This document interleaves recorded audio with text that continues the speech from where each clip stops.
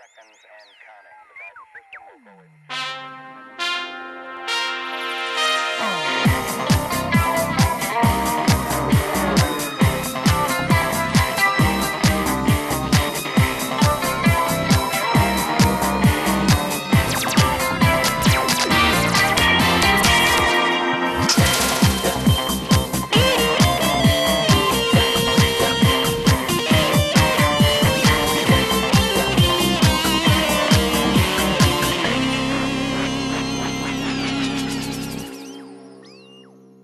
Hi everyone, welcome to Studio Classroom Worldwide. My name is Steve. I want to say Happy New Year to everyone. Gongxi Gongxi. It's great that you joined us today. Well, to be sure, Chinese New Year is the biggest and best known of the Lunar New Year holidays. But let's not forget, there are many other cultures in Asia that have their own Lunar New Year customs and traditions. Before we continue, let's look at two key words, lunar and celebration. Lunar, as in Mrs. Zhang still celebrates her birthday according to the lunar calendar. And celebration. Many celebrations were planned when the city turned 100 years old. Okay, I think we're ready now to open our magazines to page 44. Let's follow along for the reading.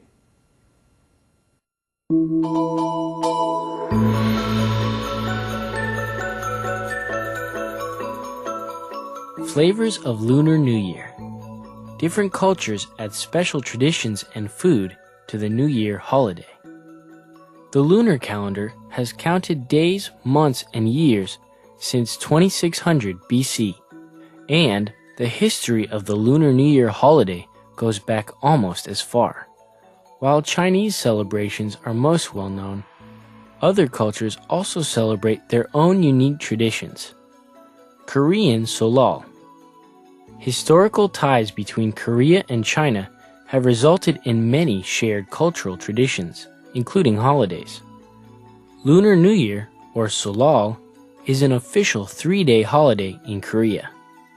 On New Year's Eve, the first day of the holiday, family members clean their house. For Koreans, cleaning means clearing away bad memories and preparing for future blessings. People also put on traditional Korean clothing, called hanbok, for the holiday.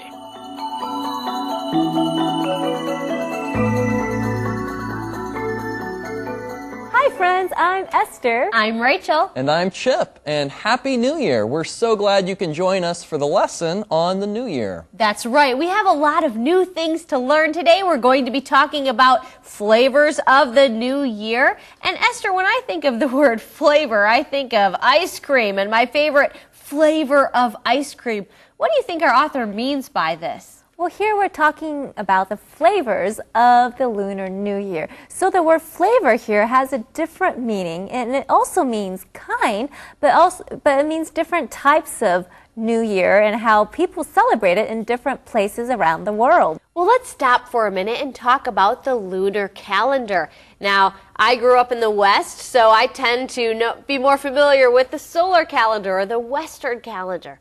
But the lunar calendar is still followed by many Asian countries. That's right. The word lunar means of the moon. So the lunar calendar is the calendar of the year that's based on the lunar cycle, or the cycle of the moon. So the lunar calendar has been around for thousands and thousands of years. And as our text says, the lunar calendar has counted days, months, and years since 2600 BC. So that's over 4,000 years ago. Wow. That is a long time, isn't it? Yes, BC, before Christ. So that's a very long time ago. And so the lunar calendar has been around for quite a while. And the history of the Lunar New Year holiday goes back almost as far. I think we can safely say this is one of the oldest holidays that is still celebrated today. Right. It's very old.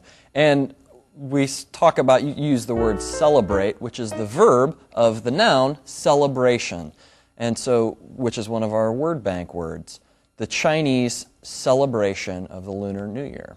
That's right. And if you celebrate an occasion, means that you do something special because it's a special day. So celebrations are days that we celebrate things, people, or events. Exactly. So I think of the most common, probably birthday celebrations. And each year, a lot of people celebrate their birthdays and they love to have big celebrations. But that's only for one day. You know, some celebrations take place for many days, several days, or even a week. And I think the Lunar New Year is a time when people celebrate for days on end. And we see here that even different cultures celebrate in different ways. Each culture has its own unique traditions. Its own unique or own special tradition. And the first culture we're going to start off is the Korean culture from the country of Korea. That's right. And because Korea and China have a shared history or some common history, they also have some shared cultural traditions. And one of those traditions that they both share is the Lunar New Year. Right. Now we see a word there, S-E-O-L-L-A-L, and maybe you recognize the city Seoul is in Korea, so they call their Lunar New Year Seoul. And that is the title, I guess, that they give this particular celebration.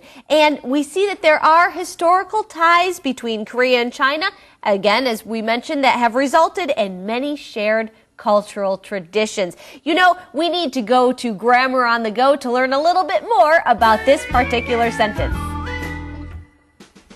Hello friends, I'm Liz Archer and it's time for Grammar on the Go.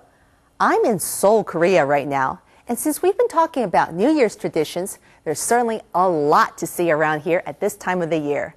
Now, about today's grammar tip. Let's look at the sentence again. Historical ties between Korea and China have resulted in many shared cultural traditions, including holidays.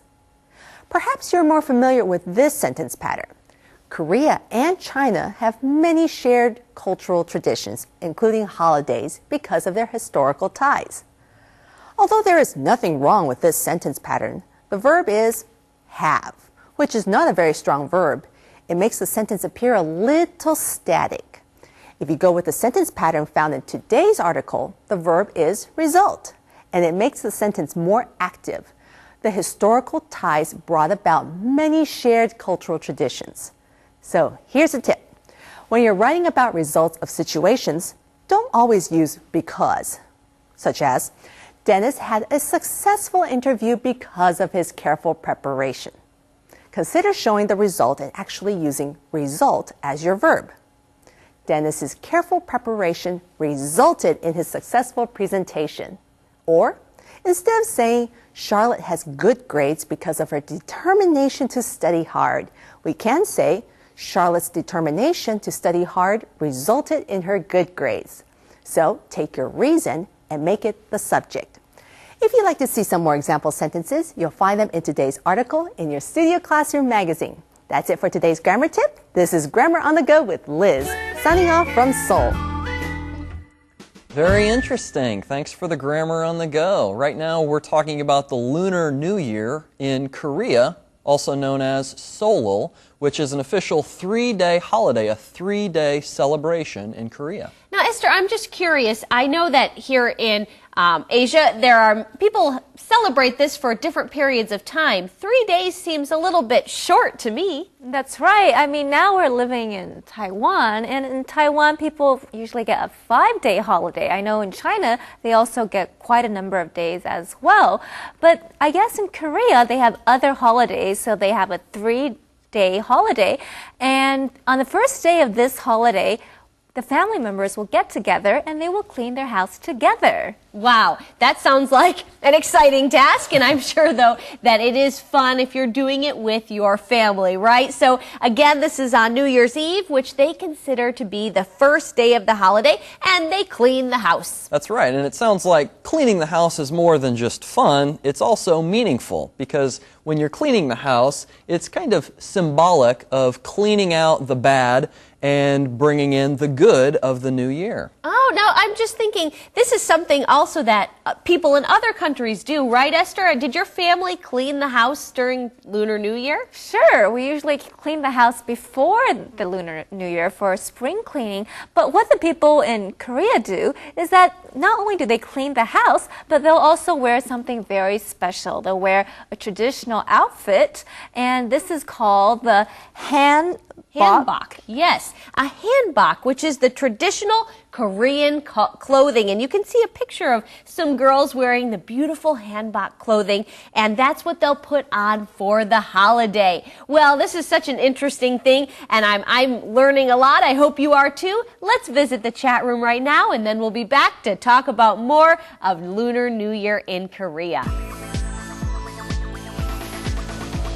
Hi friends, welcome to the chat room. We're happy to have Vicky here in the chat room today for a chat. Hi Vicky. Hi Ken, it's great to be back. So I understand we're talking about Lunar New Year today. We sure are. And since the word lunar refers to the moon, I thought maybe we could chat about some moon idioms.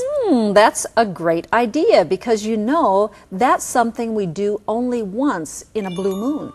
A blue moon? A blue moon rarely occurs. So this idiom, once in a blue moon, means very rarely. Okay, so can I say my brother lives in Boston, so I only get to see him once in a blue moon? That's a very good example. Blue moon 蓝色的月亮是很少见的一个现象，据说要在特殊的情况下才可以看到的。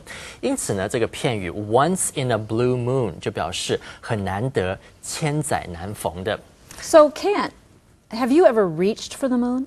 Reach for the moon? How can I? It's high up in the sky. Right, but you can still try.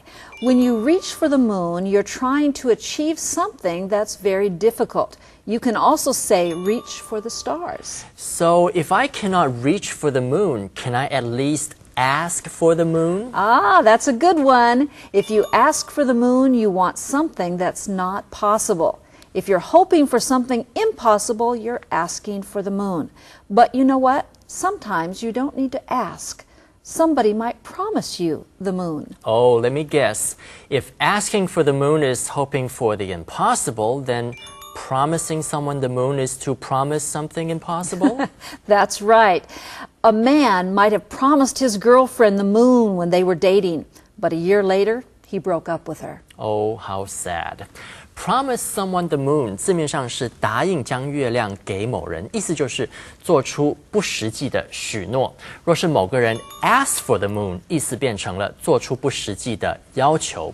另外 reach for the moon 也可以讲 reach for the stars， 就表示试图做某一件很困难、几乎不可能完成的事。因为对常人来说，如果要触碰到月亮或者是星星，都是难上加难的事。Well, friends, maybe you think mastering English is like reaching for the moon, but it's really not that hard. Keep studying and you'll succeed one day. Well, let's take a break, Studio Classroom. We'll be right back.